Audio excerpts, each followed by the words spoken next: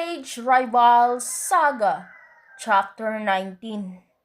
Sa loob ng court, unti-unting nang naitatayo ng bagong pag-asa ang mental age. Hindi lamang sila lamang sa score, kundi sa kumpiyansa, ritmo at ugnayan sa isa't isa. 5 minutes and 58 seconds na lang ang natitirang oras sa second quarter. Ang score ay 35-14 at lamang na lamang pa rin ang Team Pag-asa Pilipinas. Habang tumatakbo ang oras, unti-unting nagbago ang dynamics ng laro. Muling lumapit si Coach Ira sa bench kasama si Coach Roya. Parehong may planong i-activate ang pinakamalakas nilang players ng mga ace.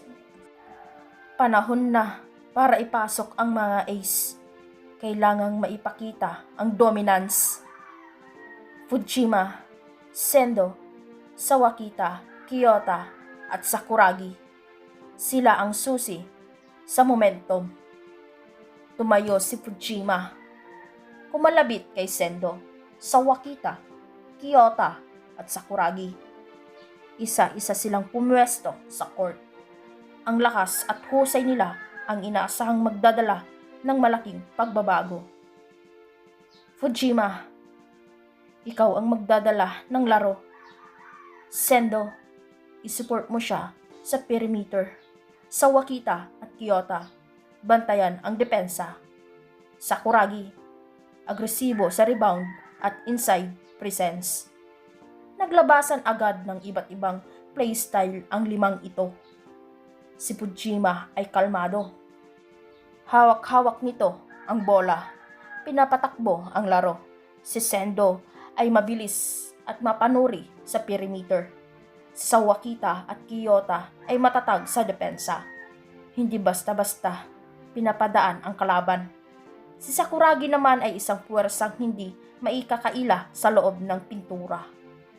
Ngayon, dito mag-uumpisa ang tunay na laban, ang pagpasok ng mga ace ng bagong pag-asa. Isa-isa, pinapakita nila kung bakit sila ang mga pinakamagaling, mga bagong pag-asa, panibagong lakas. Habang nagpapatuloy ang laro, nadagdagan ang intensity sa court. Ang mga kalaban ay hindi na lamang nakatutok sa mga bagong players, kundi kailangan nilang planuhin ang diskarte para mapigilan ang limang ace na ito. 5 minutes and 30 seconds sa second quarter. Ang score ay 37-16. Mainit pa rin ang tempo ng laro. Sa huling 3 minuto ng second quarter, unti-unting umaangat ang kumpiyansa ng bagong pag-asa. Pinasok na ang mga ace at kitang-kita ang kanilang epekto sa court.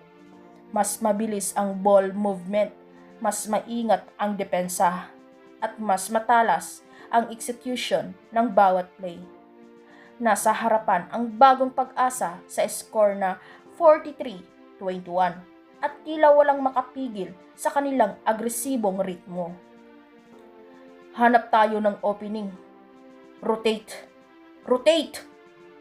Gamitin natin yung weak side. Hindi sila nag-a-adjust sa health defense. Sige, set screen ako, Fujima. Matulin ang paggalaw ng bola.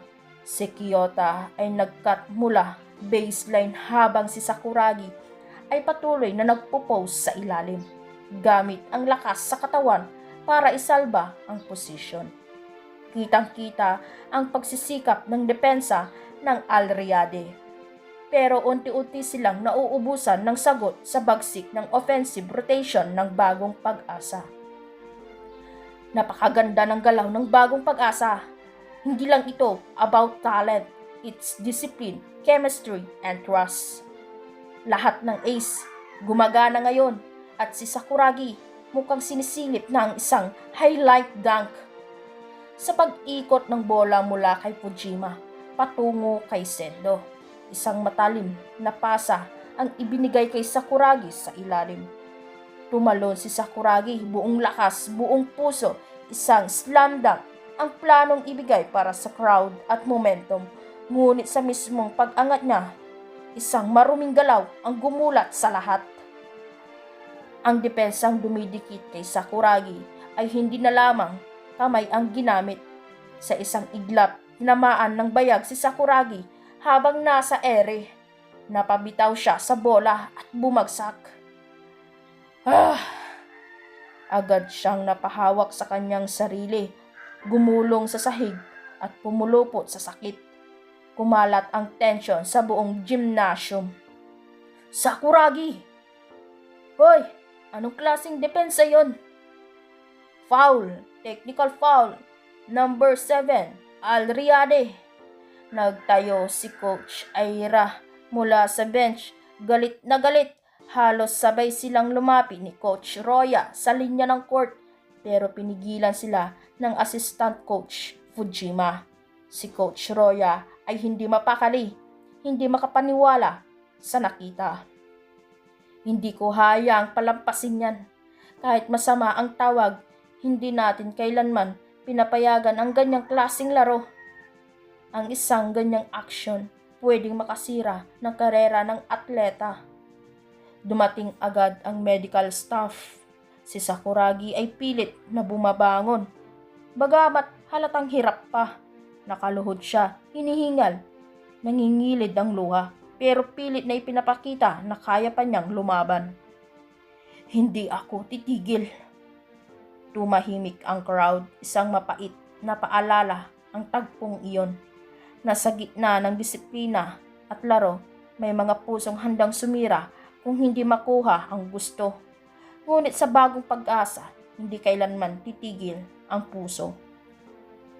1 minute and 30 seconds na lang ang natitirang oras sa second quarter.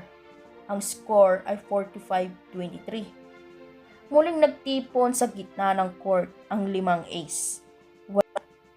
Walang binitawang salita, tanging seryosong tingin at matatag na tapik sa balikat ni Sakuragi.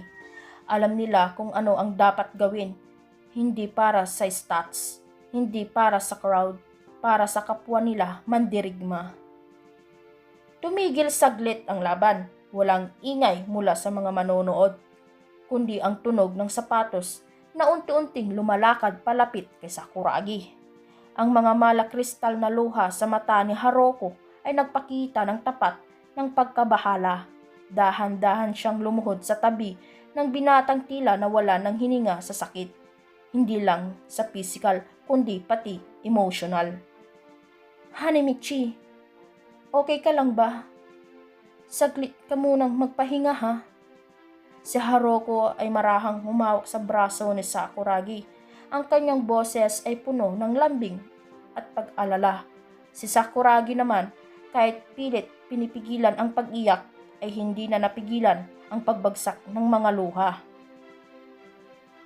Masakit, Haroko. Pero mas masakit yung pakiramdam na parang wala silang respeto sa laro. Kasabay ng emosyon sa gitna ng court, mula naman sa sidelines ay nakatutok ang 4 na matatalik na kaibigan ni Sakuragi. Sina Mito, Takimeya, Okuso at Noma ay nakatayo sa gilid. Mga kamaoy mahigpit na nakakuyom at mga tingin naglalagablab sa galit. Di na laro yon pare, kalokohan na yang ginagawa ng hayop na yon. Kung hindi lang kami pinigilan ng mga guard, baka kami na ang sumugod. Sana sa susunod, masaktan din sila sa maruming paraan din. Walang ganyanan, laban kung laban, hindi karumihan.